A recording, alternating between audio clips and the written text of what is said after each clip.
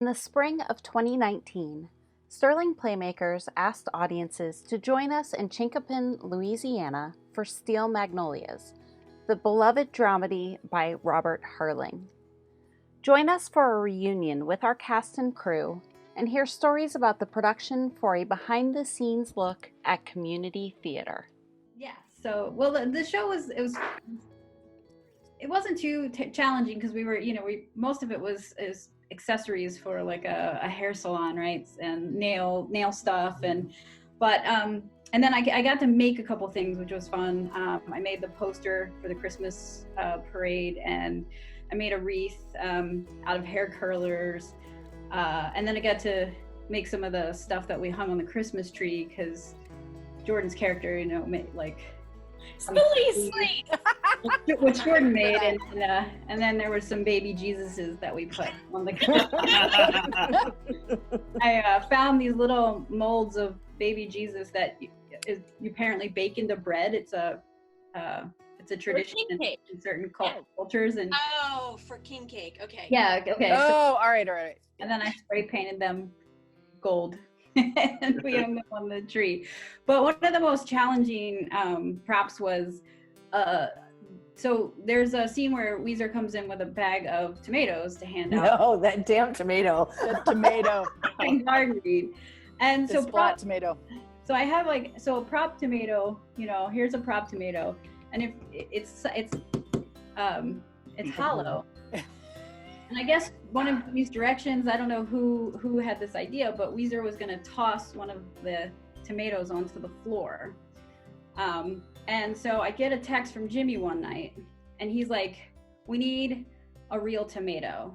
Because Weezer's throwing this on the ground, and when this hit the stage, the floor mics would pick it up, and you'd hear clunk, clunk, clunk, clunk, clunk, and then it would roll. Off the stage. Or under set pieces. And Jordan was supposed to pick it up and dispose of it. So, sometimes she was on her hands and knees on the stage trying to reach under a set piece. So he's like, so dignified. He's like, we need a real tomato. And I was like, oh, no. I didn't know that a real tomato was being considered for this. I didn't either, and I was going to be the one cleaning it up. I was going to be throwing it. That was also about it and vetoed it hardcore. Yeah, I think that was a good choice not to use a real tomato. First of all, tomatoes are expensive. I don't know if you know that. And I only had a small budget to work with. Second, we don't really have refrigeration at the school, so it's we would have had to bought a fresh tomato every time. And still, there could have been all kinds of things that went wrong, particularly making a mess on the stage and then one of the actresses slipping. So we didn't want that. So one of the things I considered was one of these pincushion things. So I was like, oh, that'll be good. And then I covered it in hot glue, thinking when it hit the stage, it wouldn't roll as much. It would kind of be sticky, but it still didn't work. It would sometimes just take off across the stage. Yeah, it slid. Yeah, it just wasn't, it looked, it kind of looks fake from a distance too. So then I found myself in Michael's, and I'm literally standing in the middle of an aisle in Michael's with a bunch of things that look round like tomatoes, and I'm dropping them on the floor to see which one hit the floor. And then stayed there. And I ended up with a ball that was called a splat ball, and I don't know if you've ever seen it, but when you drop it, it just basically goes flat and then reforms its shape. But it was neon orange, so I was like, "That's okay. I'll take it home and I'll spray paint it red." So I took it home and I spray painted it red, but it was I guess the spray paint was too caustic for it, so the outside broke down and the inside just oozed out. Oh. So I had this melted, slightly red thing. So finally I was like, okay, I'm done. So I'm gonna go on Amazon, and I found these what they call splat tomatoes on Amazon. So they look like this, and they're jelly-like, and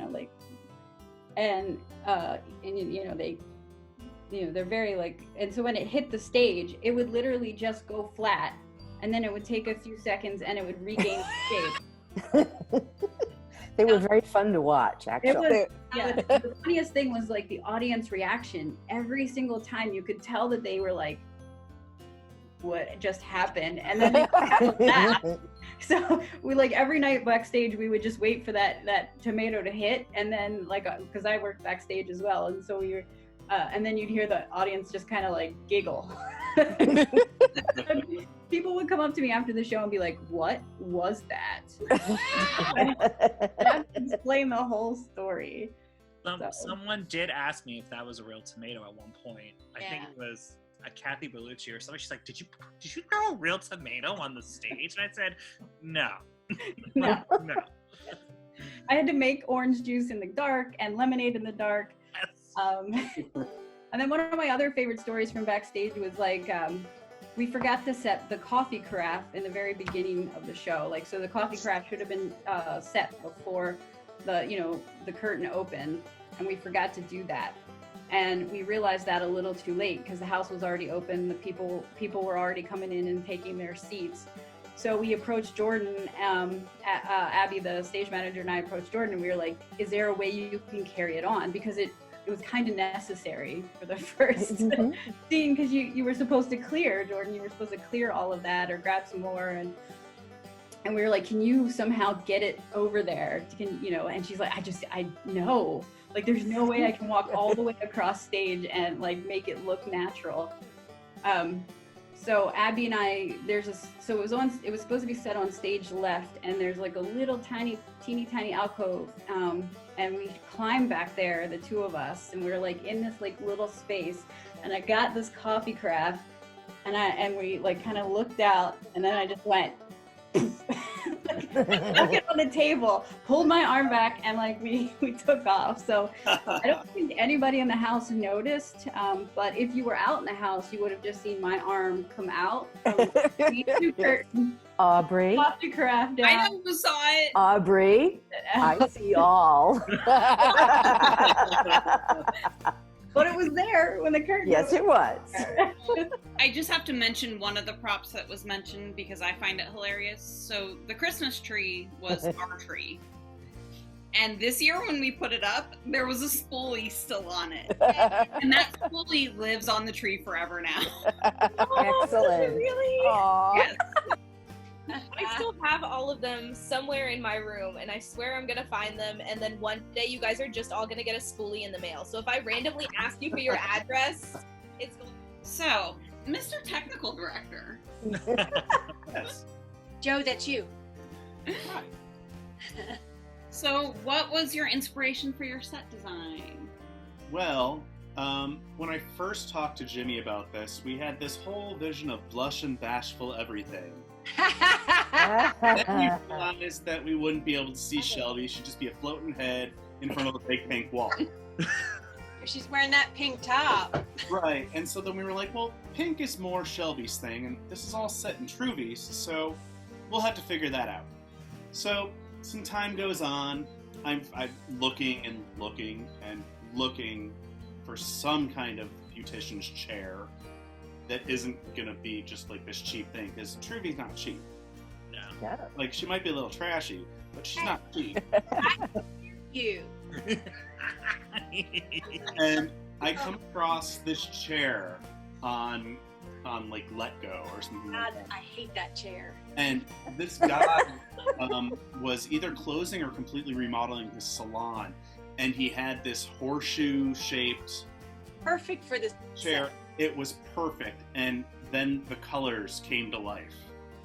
I was like, this is a blue chair, a blue patent leather chair. It's horseshoe, it's 80s, it's crazy. Then suddenly a neighbor had these bolts of fabric that were just these terrible florals from the 80s and this green corduroy. for the couch. And suddenly it all came together. We needed a tie-dye watercolor wall, because that was all the rage back then. And just things that sort of popped off of it, like a big balloon valance, which I think, Jimmy, what show? Were we watching Philadelphia Story? We were watching Philadelphia Story and we saw the balloon And all of a balance. sudden I went, balloon valance, in the middle of it. Quiet. Yeah, at intermission he said, hear me out, balloon balance. I said, I'm listening.